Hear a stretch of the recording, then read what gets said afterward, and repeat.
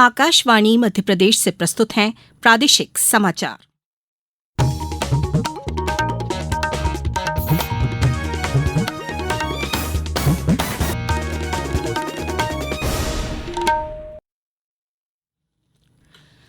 नमस्कार, समाचारों के साथ मैं राना शाहिद। पहले इस बुलेटिन के मुख्य समाचार। केंद्रीय वन मंत्री भूपेंद्र यादव ने कहा कि वोकल फॉर लोकल अभियान पर्यावरण संरक्षण में महत्वपूर्ण योगदान दे रहा है।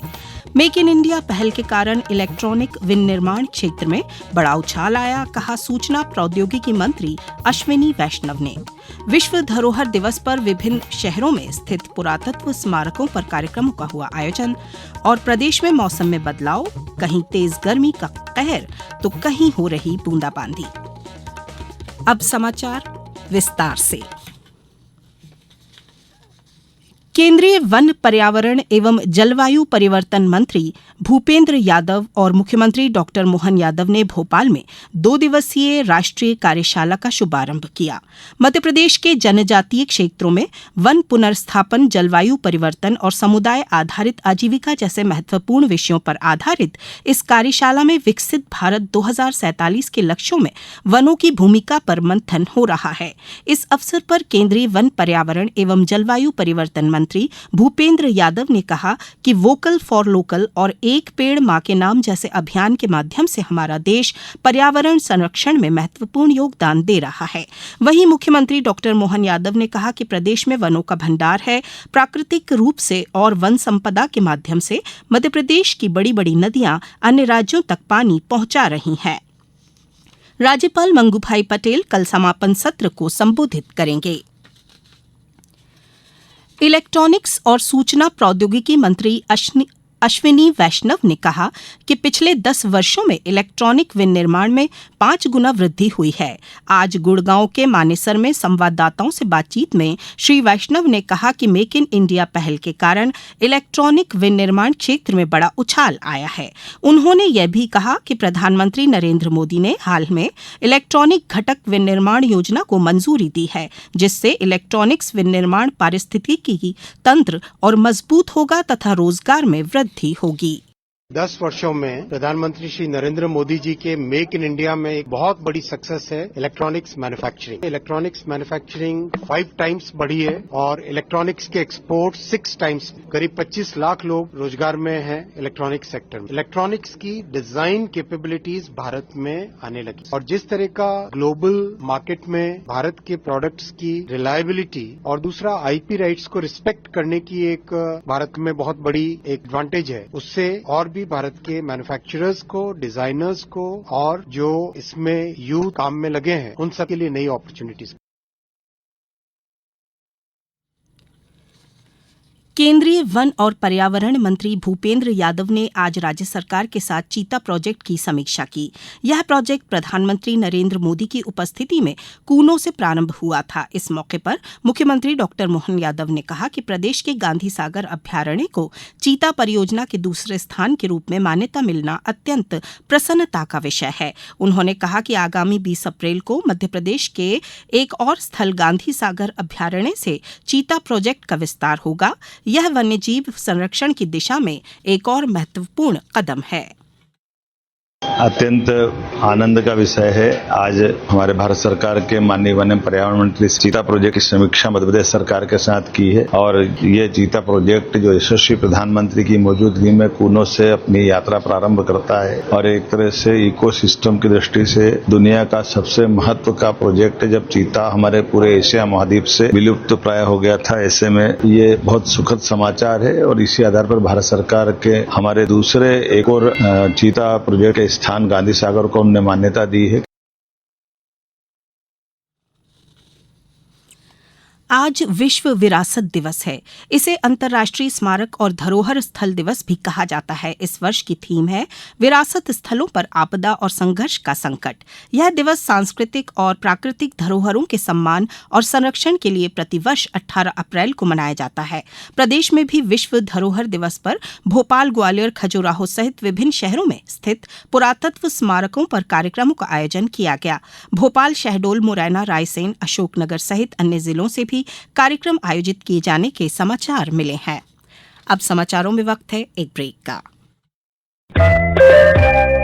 ये समाचार आप आकाशवाणी मध्य प्रदेश से सुन रहे हैं। ये समाचार बुलेटिन YouTube पर, Madhya Pradesh news All India Radio channel पर और फेसबुक, साथ ही एक्स प्लेटफॉर्म पर AIR न्यूज भोपाल पेज पर सुने जा सकते हैं। इसके अलावा आप हमारी वेबसाइट newsonair.gov.in पर अथवा न्यूज ऑन AIR ऐप पर भी समाचार सुन सकते हैं।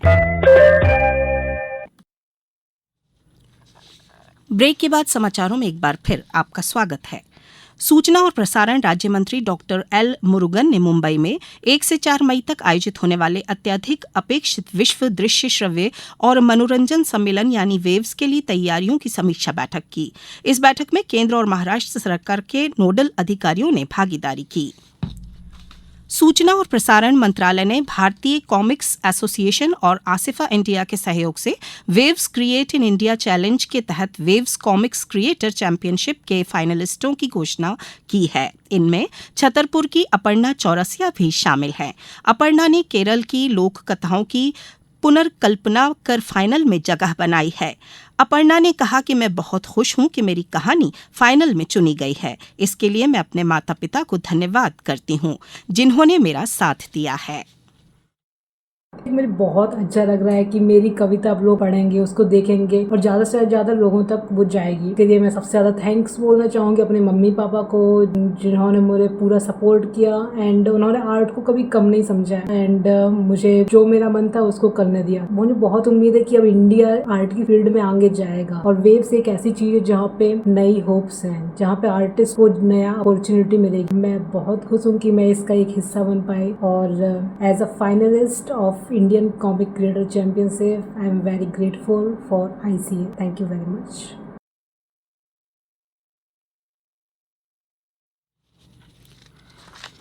प्रधानमंत्री पोषण शक्ति निर्माण योजना अंतर्गत सीहोर जिले में संचालित सभी गतिविधियों की विकास खंडवार समीक्षा की गई। जिला पंचायत सीईओ डॉक्टर नेहा जैन ने वीडियो कॉन्फ्रेंसिंग के माध्यम से पोषण पखवाड़ा अभियान तथा जिले में शाला स्तर पर शिक्षकों द्वारा किए जा रहे नवाचार संबंधी कार्यों की समीक्षा की और आवश्यक दिशा निर्देश दिए। प्रदेश में जल गंगा संवर्धन अभियान संचालित किया जा रहा है। देवास जिले में अभियान के माध्यम से जल संरचनाओं के निर्माण एवं गहरीकरण का कार्य किया जा रहा है। इसी क्रम में ग्राम पंचायत चौबारा धीरा में बारिश के पानी को सहेजने के लिए तालाब गहरीकरण कार्य किया जा रहा है। तालाब के गहरीकरण के बारिश के दिनों में पानी संग्रहित होगा तथा वाटर लेवल भी बढ़ेगा, जिससे पेयजल के साथ खेती करने के लिए भी पानी मिल सकेगा। सीहोर में जल गंगा संवर्धन अभियान के अंतर्गत आज ग्राम बमुलिया बड़नगर निपानिया कला में जल बचाने के लिए ग्रामीणों को शपथ दिलाई गई। प्रदेश में मौसम के दो रंग देखने को मिल रहे हैं। कहीं तेज गर्मी का कहर जारी है तो कहीं बूंदाबांदी हो रही है। मौसम विभाग ने बताया कि आने वाले दिनों में ज्यादातर क्षेत्रों में अधिकतम तापमान देखने को मिलेगा।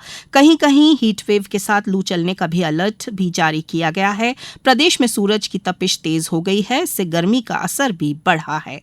गर्मी का असर बढ़ते ही मौसम विभाग ने लोगों को दोपहर 12 बजे से शाम 4 बजे तक जरूरत पड़ने पर ही घरों से बाहर निकलने की सलाह दी है। अगले 5 दिन तक ऐसा ही मौसम रहेगा। वहीं अगले 24 घंटे में बड़वानी, धार, खरगोन, बुरहानपुर, पांडुरना, मंडला, बालाघाट जिले में हल्की बारिश हो सकती है, जबकि मालवा, निमाड़, चंबल और बुंदेलखंड के कई जिलों में लू का भी अलर्ट जारी किया गया है। अब कुछ समाचार संक्षेप में। झाबुआ कलेक्टर नेहा मीना को राष्ट्रीय सिविल सेवा दिवस 21 अप्रैल को विज्ञान भवन नई दिल्ली में लोक प्रशासन में उत्कृष्टता के लिए प्रधानमंत्री पुरस्कार 2024 से पुरस्कृत किया जाएगा। खंडवा के शासकीय उद्यान पुनासा में आम फल बहार की नीलामी हेतु 19 अप्रैल को दोपहर 2 बजे तक निविदाएं आमंत्रित की गई हैं। उमरिया जिले में खनिजों के अवैध उत्खनन, परिवहन तथा भंडारण के रोकथाम एवं नियंत्रण के लिए 21 अप्रैल को बैठक आयोजित की जाएगी। यातायात व्यवस्था को सुगम बनाने के लिए आगरमालवा जिले में 1 से 15 अप्रैल तक विशेष जागरूकता अभियान चलाया गया है। संयुक्त प्रवेश परीक्षा जेईई मेन 2025 का परिणाम कल घोषित किया जाएगा। राष्ट्रीय परीक्षण एजेंसी ने बताया कि जेईई मेन 2025 सत्र 2 की अंतिम answer keys JEE main website पर डाउनलोड के लिए उपलब्ध होंगी। आज इस बुलेटिन में बस इतना ही। दीजिए इजाजत। नमस्कार।